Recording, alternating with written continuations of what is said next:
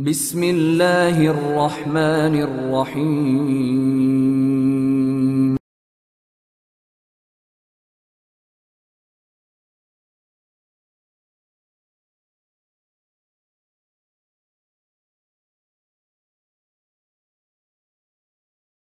Di media sosial sama kaidahnya dengan dakwah di dalam perkara nyata. Media sosial itu juga dunia nyata, bukan dunia maya gitu ya.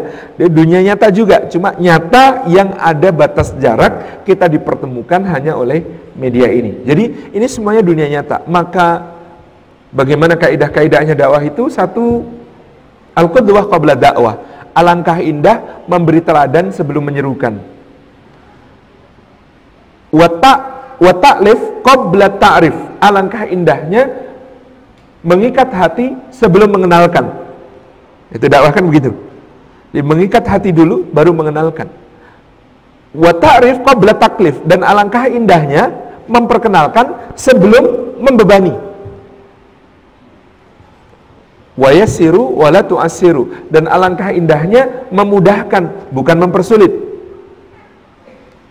Wa basyiru wa la tunaffiru. Dan alangkah indahnya memberi kabar gembira, bukan membuat lari. Itu kaidahnya udah 5 itu kan. Satu, al-qudwah qabla dakwah. Kita ini kalau bisa memberi teladan sebelum menyeru. Bagus sekali. Yang kedua, kalau kita kemudian wa ta'rif qabla wa ta'lif qabla ta'rif.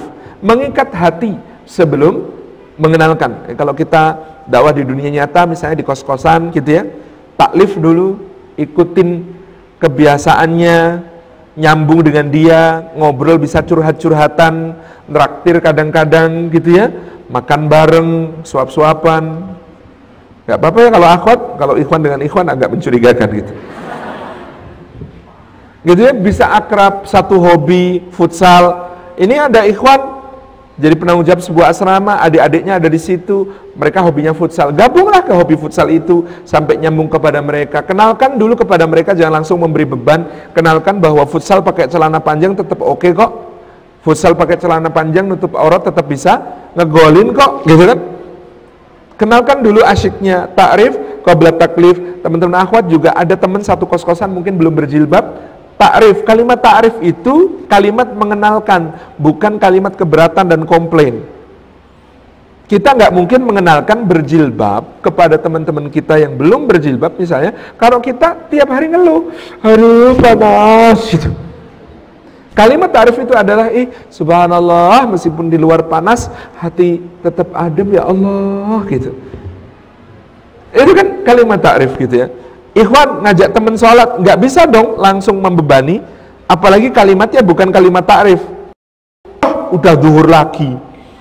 Lah kita aja tiap waktu sholat datang mengeluh, gimana mau ngajak orang lain sholat gitu kan?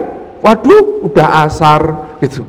Jadi semua waktu sholat itu disikapi dengan keluhan. Nggak bisa dong. Kalau teman-teman mau mengenalkan sholat kepada teman itu, bilang dong, iya Allah, udah asar aku seneng banget mau curhat lagi sama Allah. Saya teman-teman akhwat itu ya. Masa bisa sih curhat sama Allah?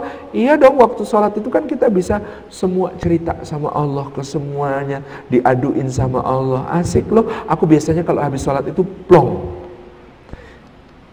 Mau dong diajarin biar bisa curhat sama Allah. Yuk tak ajarin. Mudahkan, jangan dipersulit. Tapi kan sholat bacaannya panjang-panjang, aku nggak bisa. Emang, nih coba nih bukunya tebel kan gitu.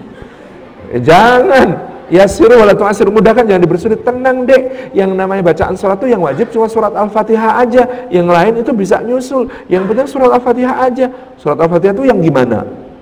Ajarin. Mudahkan, jangan dipersulit. Wa basyiru wa la tunaffiru, gembirakan, jangan dibuat lari.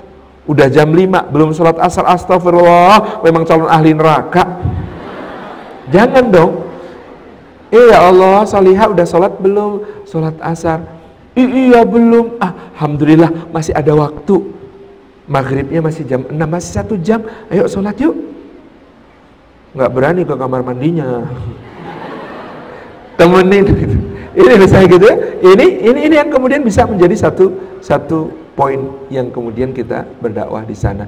Di media sosial tidak berbeda jauh, tinggal bagaimana aplikasinya, bahwa di media sosial itu interaksi kita terbatas, tidak bisa membaca bahasa tubuhnya, tidak bisa membaca perasaannya, kita cuma membaca emotikon. Emotikon itu belum tentu mewakili perasaan, dia emotikonnya bulat, tanda hati, twing, twing, merah-merah gitu ya. Bisa saja ngirimnya sambil nangis, iya kan? Kita nggak tahu, gitu. Itu yang berbeda. Jadi kita harus lebih peka lagi, menjaga lisannya harus lebih lagi, mengatakan yang baik atau diamnya harus lebih lagi, gitu ya. Jangan sampai ada hal yang tidak bermanfaat di media sosial kita. Itu saja. Wallahu a'lam bishawab.